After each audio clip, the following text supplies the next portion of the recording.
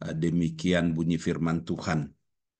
Di samping itu, di samping Musa membawa perkara Israel ke Tuhan, lalu mengajar orang Israel dengan ketetapan-ketetapan Tuhan. Jadi ada doa kepada Allah, lalu ada pengajaran kepada umat. Nah, di samping itu, kau carilah dari seluruh bangsa itu orang-orang yang cakap dan takut akan Allah, orang-orang yang dapat dipercaya, dan yang benci kepada pengejaran suap. Tempatkanlah mereka di antara bangsa itu menjadi pemimpin 1.000 orang, pemimpin 100 orang, pemimpin 50 orang, dan pemimpin 10 orang. Saya tidak tahu kenapa ini disebut pemimpin 1.000, tiba-tiba langsung ke 100, tidak ada pemimpin 500. Biasanya kan eh, logikanya lebih bagus kalau ada pemimpin 500, tapi dari 1.000 langsung ke 100, ke 50, ke 10. Nah, di gereja Katolik baru saja terjadi suksesi. Beberapa hari lalu ada pergantian paus oleh karena Paus Fransiskus meninggal dunia, lalu mereka memilih penggantinya Paus Leo ke-14. Pergantian pemimpin itu kan selalu terjadi di berbagai bidang, baik di gereja, di yayasan, di perusahaan, di macam-macam kepemimpinan itu selalu ada suksesi, pergantian pemimpin. Alkitab menyebutkan banyak hal tentang suksesi. Katakan seperti Musa kepada Yosua, lalu Elia ke Elisa, Paulus kepada Timotius dan Titus. Nah, pertanyaan kita hari ini ialah orang macam apa yang layak meneruskan kepemimpinan?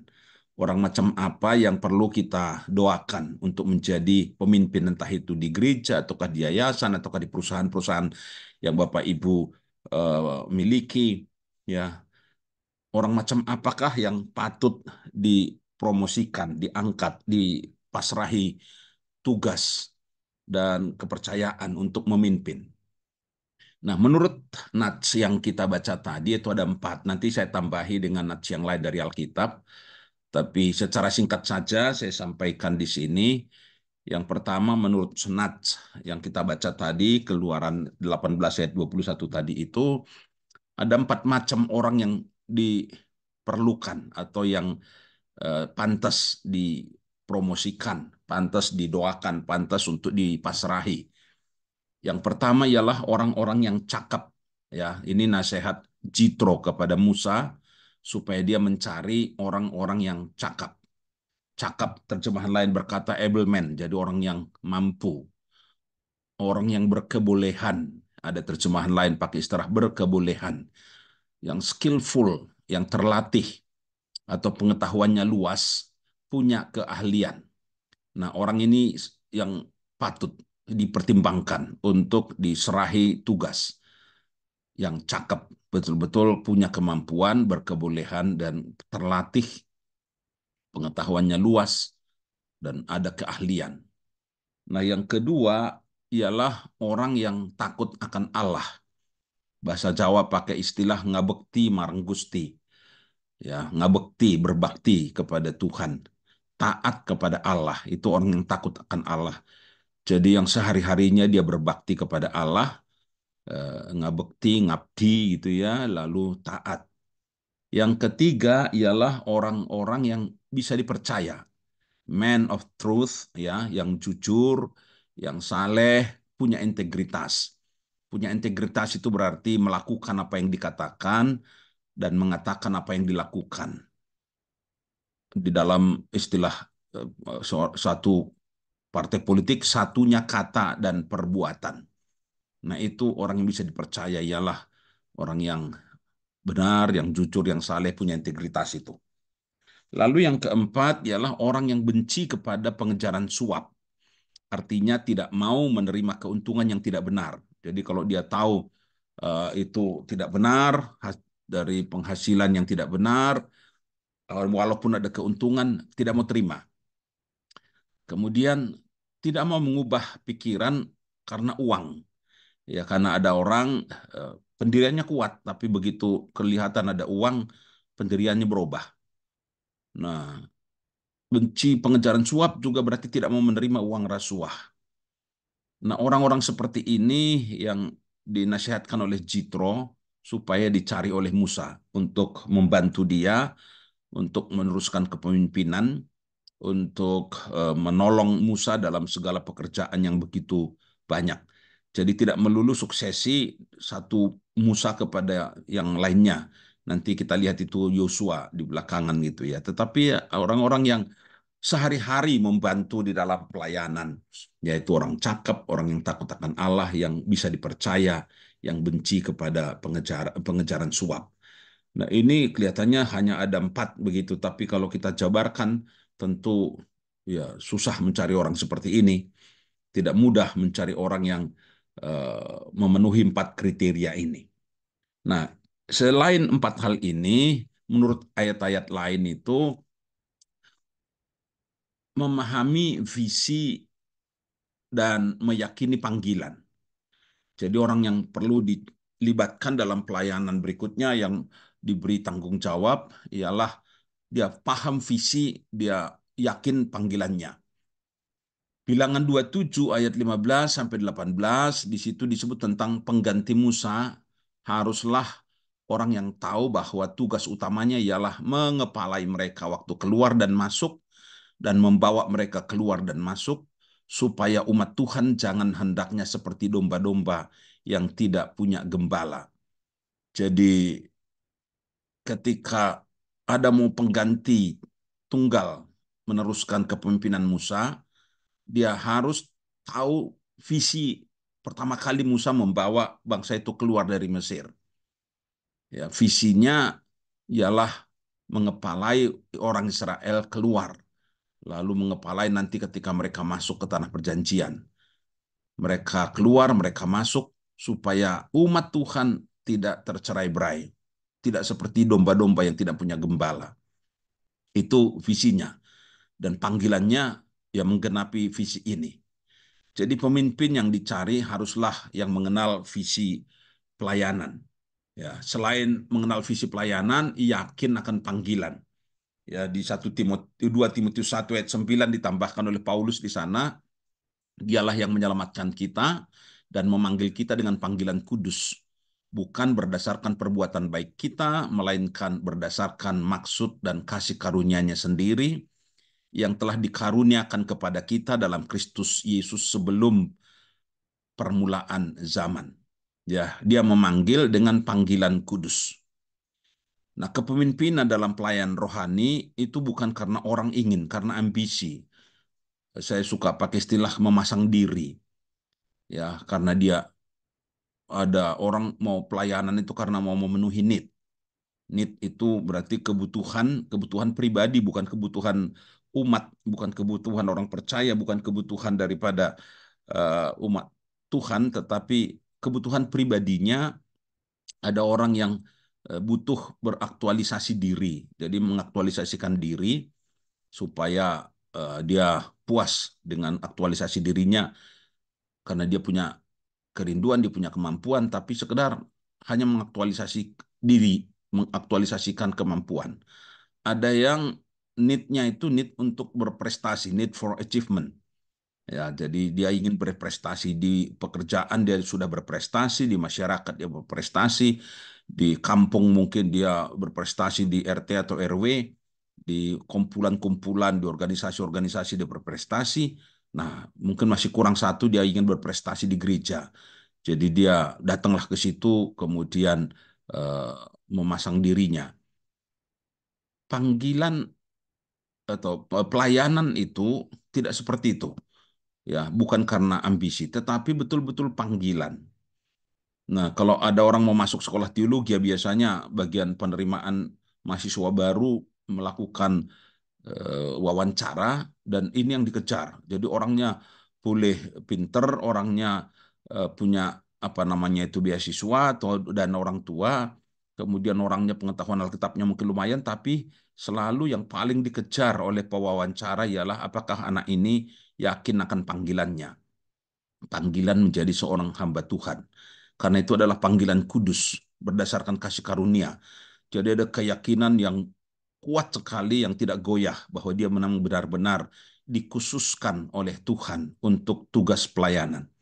Nah, dua hal ini yang penting menurut Musa atau dalam pergantian Musa, yaitu orang yang punya visi pelayanan, lalu yakin bahwa dia memang dipanggil Tuhan untuk hal itu. Nah, kemudian yang kedua, ya dari teks yang lain, jadi di luar nats tadi, yang kedua ialah orang itu harus punya karakter yang baik, ya, karakter yang baik. Ada belakangan TikTok itu walk the talk gitu ya, apa namanya itu, agak-agak nggak enak sih dilihat itu ya, walk the talk gitu, ya membandingkan beberapa pidato daripada presiden-presiden kita. Tapi memang penting sekali eh, menjalani apa yang dikatakan, melakukan apa yang dikatakan, walk the talk. Ya, jadi nggak cuma talk tetapi walk, nggak cuma ngomong tapi dijalani. Nah, kalau kita membaca di tulisan penggembalaan dari Rasul Paulus kepada Timotius dan Titus, itu disebutkan ada 25 syarat kalau orang ingin jadi penatua. Jadi penatua saja syaratnya ada 25, banyak sekali. Saya pernah mengungkapkan ini di sebuah pertemuan calon-calon majelis. Ada penatua berkata, waduh lah siapa yang bisa jadi penatua kalau syaratnya begitu banyak. Tapi memang Alkitab mencatat begini, ya ada 25 syarat yang harus dipenuhi oleh calon penatua. Ya, diaken juga banyak, tetapi paling banyak kalau orang ingin jadi penatua. Ya, kita tahu di dalam sistem presbiterial di gereja-gereja presbiterial seperti GKI, GKJ dan lain-lain, mereka kan pakai penatua. Pendeta pun dianggap sebagai penatua, penatua atau tugas khusus gitu ya, penatua khusus. Nah, syaratnya di situ satu, tidak bercacat. Yang kedua, suami dari satu istri atau kalau dia istri tentu istri dari satu suami. Kemudian dapat menahan diri, dapat menguasai diri. Tidak sedikit-sedikit emosi, sedikit-sedikit mengumbar kemarahan gitu. Tapi kapan ngomong, kapan tidak ngomong, kapan bertindak, kapan tidak bertindak, dia bisa. Dia menahan diri, menguasai diri. Yang keempat, dia bijaksana. Lalu yang kelima, dia sopan. Ya, tata cara bicaranya, cara menunjuk mungkin, cara eh, bertemu orang, berhadapan dengan orang yang lebih tua, berhadapan dengan hamba-hamba Tuhan, mungkin berhadapan dengan pemimpin-pemimpin, dia sopan, ya dia santun. Lalu yang keenam, dia suka memberi tumpangan. Ya, rumahnya kalau ada orang menumpang dari luar kota mungkin dari apa, dia suka memberi tumpangan. Dan ketujuh, cakap mengajar orang. Jadi bisa berkhotbah, bisa mengajar, bisa menjelaskan pokok-pokok iman Kristen yang dasar-dasar, yang doktrinal-doktrinal, yang dogma, yang hasil-hasil keputusan daripada eh, apa gereja awal gitu ya, konsili-konsili, paling tidak dia tahu soal hal itu. Dia tidak hanya bicara hal-hal yang simpel-simpel, yang oh kita diberkati Tuhan, kita setia, kita diberkati Tuhan, anak cucu kita diberkati, kita sehat, kita makmur, kita tidak jadi ekor tapi jadi kepala. Nggak cuma yang begitu-begitu. Tapi cakap betul mengajar, bisa menjelaskan dasar-dasar iman kekristenan. Nah, itu tentu tidak mudah itu. Lalu bukan peminum, ya pemabuk maksudnya di sini, ya bukan pemarah atau pemberang, melainkan peramah. Ya, ada penatua yang tukang ngamuk itu, ya nggak laku itu ya. Lalu pendamai, ya bisa mendamaikan orang. Bukan hamba uang, dia kepala keluarga yang baik, disegani dan dihormati anak-anaknya. Anak-anaknya sendiri juga hidup beriman, bukan petobat baru. Dia punya nama baik di luar jemaat. Tidak bisa dituduh karena hidup tidak senonoh atau hidup tidak tertib. Jadi dicari-cari hidup salahnya itu nggak ketemu gitu kan. Ya ke-18, tidak angkuh. Angkuh itu berarti menganggap diri lebih dari orang lain. Ya lebih pintar, lebih tinggi, lebih kaya, lebih mampu dari orang lain. Itu angkuh gitu kan. Merasa dirinya lebih hebat dari orang lain. Kemudian tidak serakah, bijaksana, adil, saleh, berpegang kepada perkataan yang benar, yang sesuai dengan ajaran yang sehat. Jadi perkataan yang benar, jadi tidak sembarang pendeta ngomong dia ikuti, sembarang bicara di TikTok atau di YouTube dia ikuti, tetapi betul-betul berpegang kepada perkataan yang benar, khotbah-khotbah yang benar, yang sesuai ajaran yang sehat. Jadi di YouTube, di TikTok kan banyak sekali orang sembarang ngomong-ngomong aja gitu. Apapun dia omongkan padahal tidak bertanggung jawab, merusak kehidupan jemaat. Nah, tapi penatua yang baik dia berpegang kepada ajaran yang benar, perkataan yang benar sesuai ajaran yang sehat. Lalu 24 sanggup menasihati orang menjadi konselor yang baik. Jadi ada jemaat butuh pendampingan, butuh pertolongan, jalan keluar dari persoalannya, dia sanggup menasehati. Dan yang terakhir sanggup meyakinkan penentang-penentangnya. Nah, itu syarat untuk penatua di dalam gereja Tuhan. Nah, oleh karena itu kita lihat bahwa itu bicara kalau disingkat itu punya karakter yang baik dia. Jadi semua ini menyangkut karakter. Ya, karakter itu apa sih? Nah, singkatnya pemimpin yang dicari itu dia punya karakter, punya integritas. Artinya ialah orang yang konsisten antara tindakan dan perkataan. Satunya kata dan perbuatan. Tadi sudah singgung di atas di bagian teks awal. Mengatakan apa yang dilakukan, melakukan apa yang dikatakan. Nah, bahaya sekali jika pemimpin yang hebat tapi tidak punya karakter. Ya, ada orang dulu sangat diberkati melalui sebuah lembaga eh, di Indonesia ini, di Semarang banyak sekali yang menikmati lembaga yang dia dirikan, yang dia pimpin. Ya, di gereja-gereja itu ada compassion atau apa namanya itu PPA atau apa itu ya, PPA di gereja-gereja di Semarang banyak sekali yang dapat perhatian atau bantuan daripada compassion. Tapi orang-orang yang di compassion berkata pendirinya, pemimpinnya itu, waduh itu karakternya kurang bagus. Ya, sampai putrinya bunuh diri gara-gara putrinya ulang tahun berharap bapaknya mendampingi dia, tapi bapaknya milih pergi ke luar negeri daripada mendampingi putrinya ulang tahun. Lalu dia mudah sekali naik pitam gitu ya. Itu orang-orang yang mengenal dia sangat menyayangkan dia hebat sekali di dalam kepemimpinan, hebat sekali dalam menggerakkan orang. Sampai hari ini karyanya masih diteruskan orang lain, tetapi dirinya sendiri karakternya kurang bagus dan itu menjadi catatan yang buruk di dalam kehidupan orang itu. Nah, kemudian yang ketiga di selain teks utama kita tadi, selain karakter dan yang satunya lagi itu ya ialah setia. Ya, jadi orang yang dibutuhkan di dalam pelayanan itu ialah orang yang setia. Lukas 6 ayat 10, 16 ayat 10 berkata, barang siapa setia dalam perkara-perkara kecil, ia setia juga dalam perkara-perkara besar, dan barang siapa tidak benar dalam perkara-perkara kecil, ia tidak benar juga dalam perkara-perkara besar. Jadi pemimpin baru haruslah orang yang setia, termasuk dalam perkara-perkara kecil yang kelihatannya sepele, yang kelihatannya ya nggak terlalu diperhatikan orang, yang kelihatannya tidak terlalu mencolok, tapi dia setia di situ, dia tekun di situ, dia jalani tugas-tugas kecil-kecil, misalnya di gereja cuma disuruh apa namanya itu asars, mungkin disuruh kolektan, suruh tugas-tugas yang sepele. Saya sengajakan tampilkan gambar orang pegang sapu ya. Eh, Tentu itu bukan koster, bukan apa namanya itu tukang jaga gereja, tetapi ada jemaat yang ikut bantu, yang setia kelihatannya perkara kecil-kecil begitu, tetapi Tuhan bisa pakai, ya Tuhan berkati luar biasa.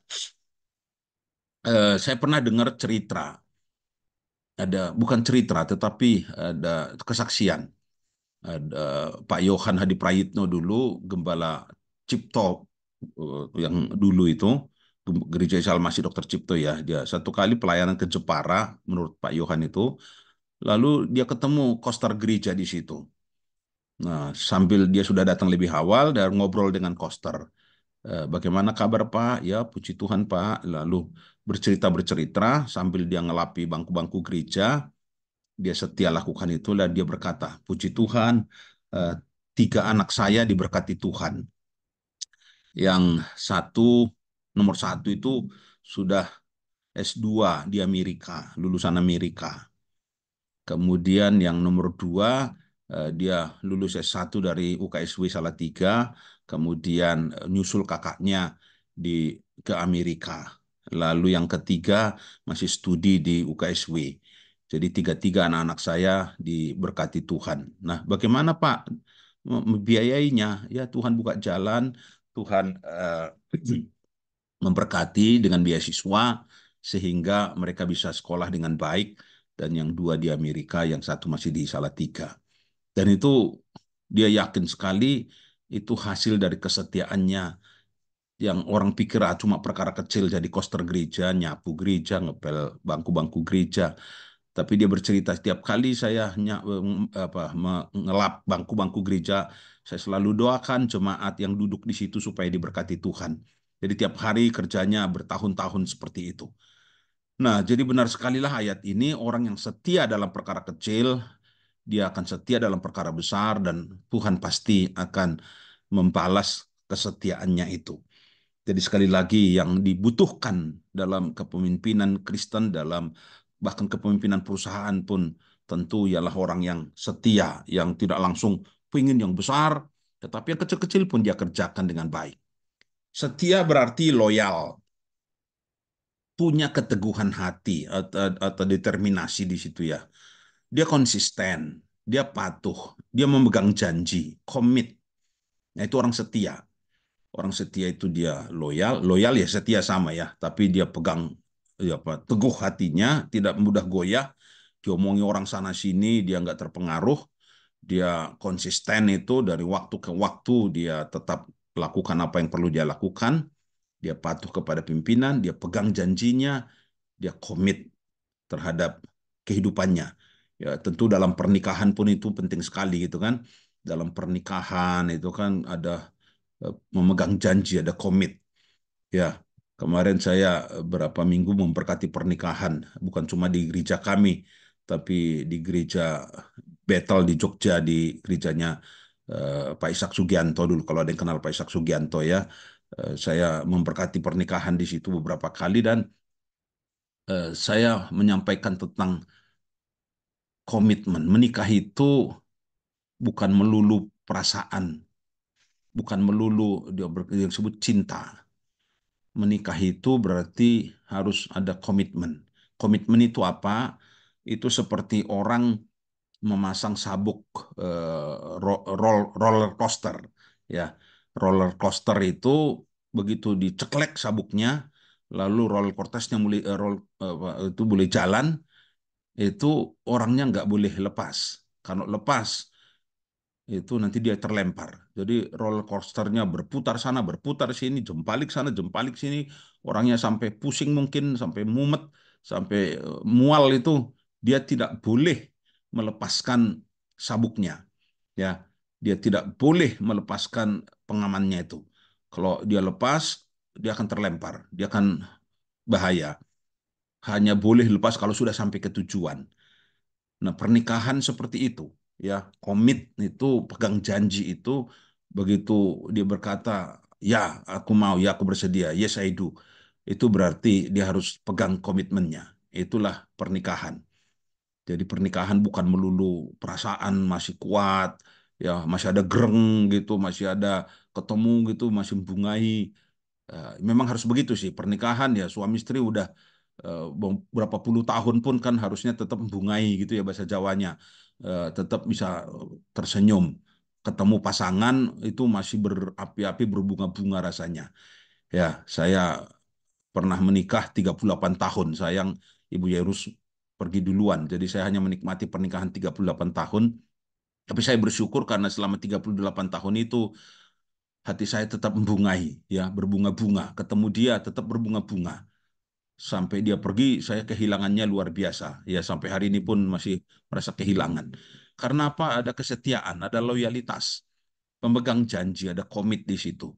Jadi sekali lagi, kesetiaan itu bukan melulu perasaan, bukan melulu apa namanya itu batiniah, tetapi ada komit, memegang janji di situ.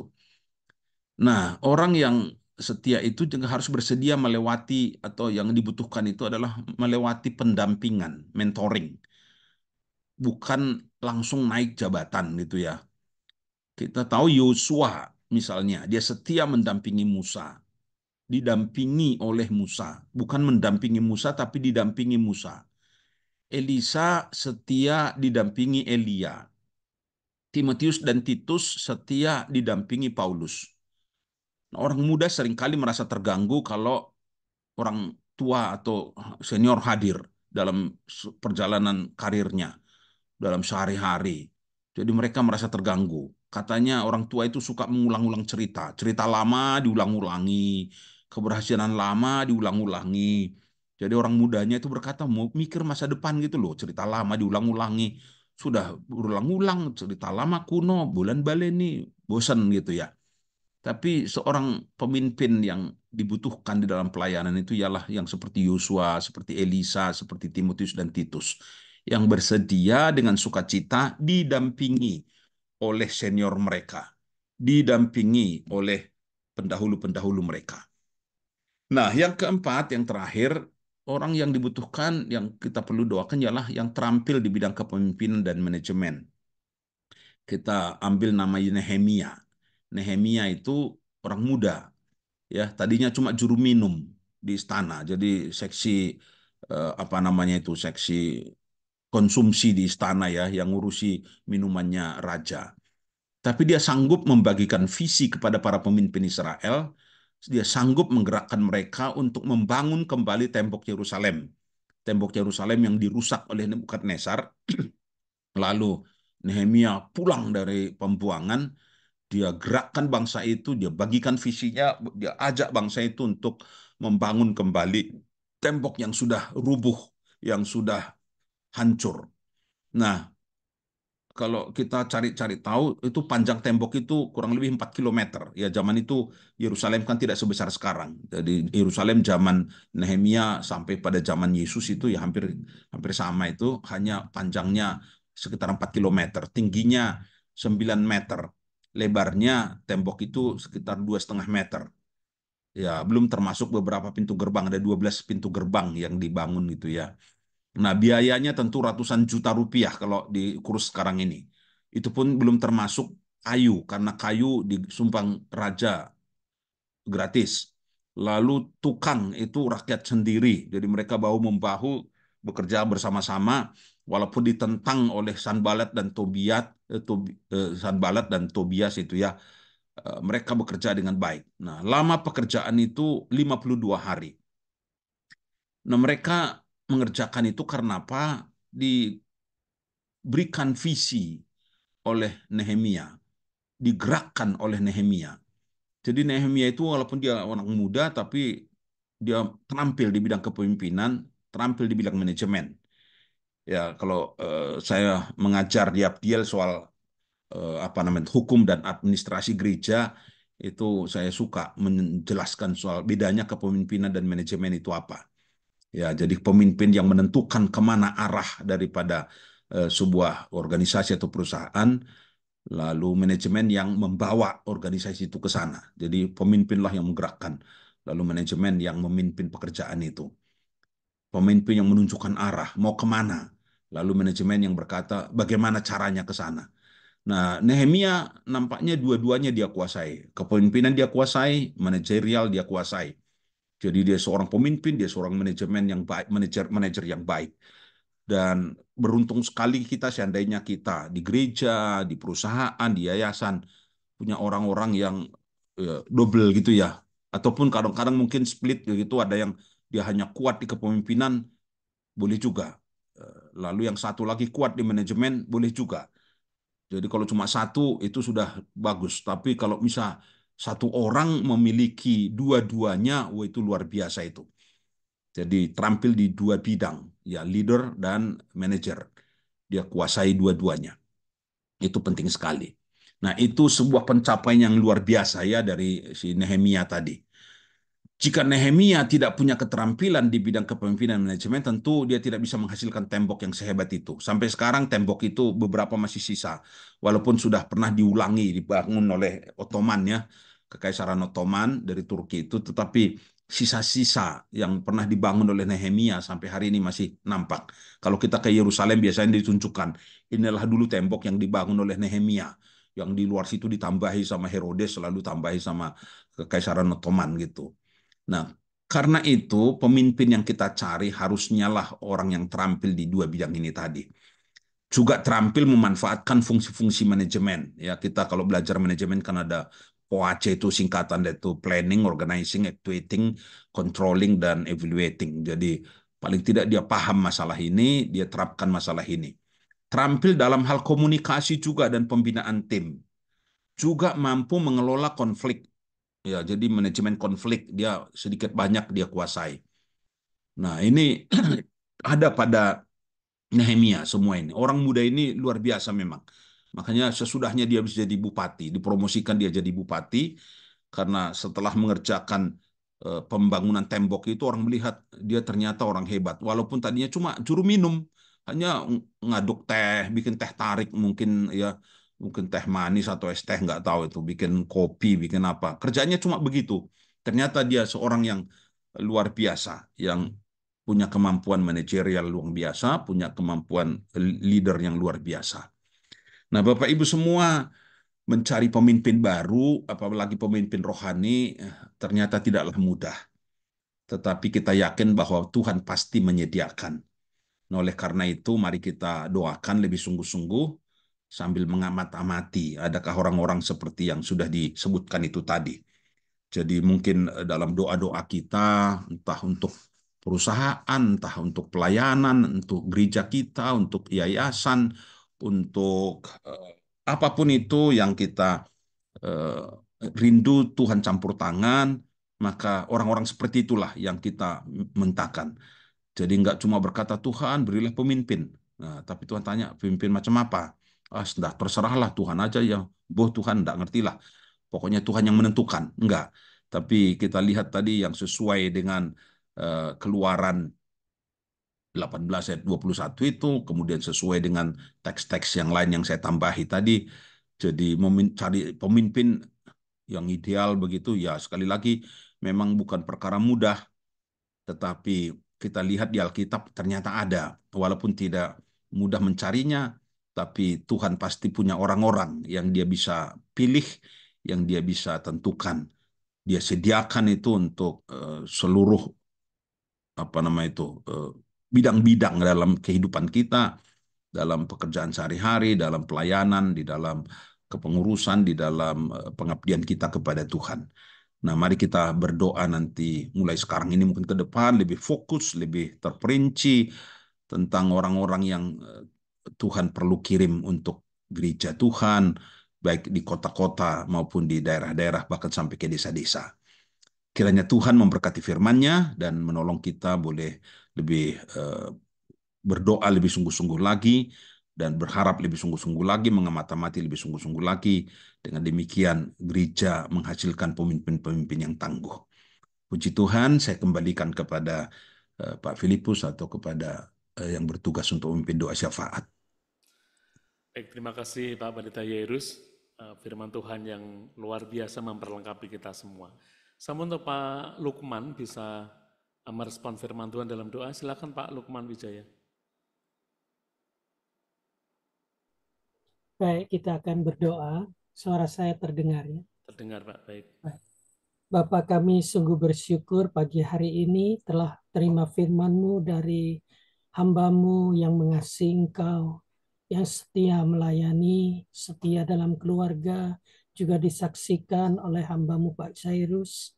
Tuhan, kami sungguh bersyukur pagi hari ini menerima firman Tuhan yang tepat seperti yang dibutuhkan oleh Yayasan Christophorus, di mana kami pada tanggal 30 April lalu telah melantik bersama-sama kami sebagai pengurus periode 2025 sampai 2028. Tuhan, kami sungguh melihat campur tangan Tuhan karena Engkau memakai para rohaniawan, pembina-pembina kami untuk melihat pengurus yang baru ini secara rohani dan juga kesetiaan mereka dan juga dari setiap pengurus sendiri. Tuhan menyerahkan diri mereka sesuai kerinduan hati mereka melayani Tuhan, bukan karena ambisi, tendensi yang lain. Kami sungguh percaya Tuhan bahwa Engkaulah yang mengangkat, menentukan, dan akan terus melanjutkan pekerjaan-Mu di Yayasan Christophorus ini. Lewat pengurus baru Yayasan Christophorus periode 25-28 ini, Tuhan Engkau akan pakai sehingga Christophorus keluar dan masuk ke luar negeri, bahkan seluruh dunia terjangkau oleh pelayanan Christophorus, maupun juga ke dalam negeri kami di Indonesia, di pelosok-pelosok pedalaman Kalimantan, dimanapun Tuhan kami dapat menjadi berkat dan kepanjangan tangan Tuhan untuk melaksanakan misi keselamatan Injil terus diberitakan. Tuhan, terima kasih. Sungguh firman-Mu hidup, firman-Mu bekerja dalam setiap hati kami, dan biarlah Engkau lanjutkan Tuhan kasih setia-Mu bagi kami semua yang setia melayani menjadi hamba Tuhan.